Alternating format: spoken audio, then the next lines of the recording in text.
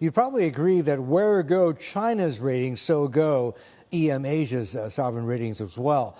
As a house, Moody's has China right now at AA3 stable, if I'm not mistaken. What are the risks to that rating, given what's happening right now?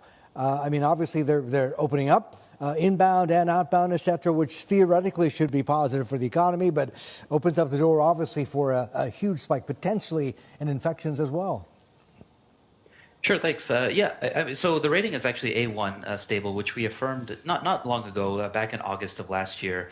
And this is really midstream when the property crisis was still brewing. And at that stage, the government had not really enacted some of the policy measures and easing measures that we've seen since then, not to mention the relaxation of zero COVID.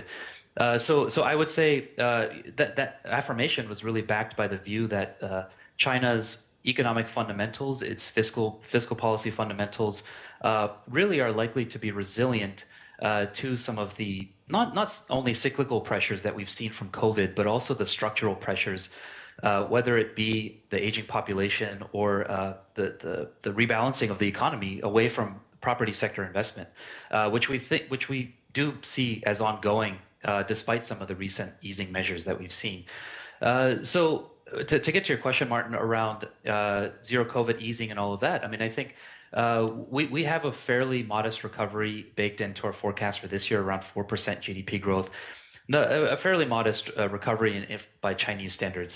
So I think what we see is a balance between, over time, a very gradual recovery in private consumption and therefore investment, balanced by, of course, this property sector downturn. And as I mentioned, the authorities do not want property sector investment to be as large a share of the economy as it has been. So in other words, you're saying authorities in China are going to make sure that the troubles in the Chinese property sector do not undermine or challenge the sovereign rating. That's correct. I mean, our baseline view is that the policy tools are there to address this still.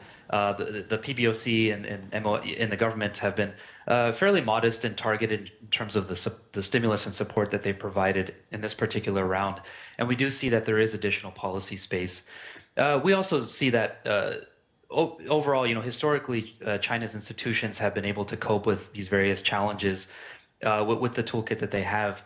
Now, in terms of downside risks, of course, we would look to potential policy errors in the sense that perhaps there is an overcorrection, or there is perhaps maybe not enough of a policy response to respond to some of the perhaps slower reaction to the reopening of the economy. Yes. If there is still very lingering weakness in the consumption sector.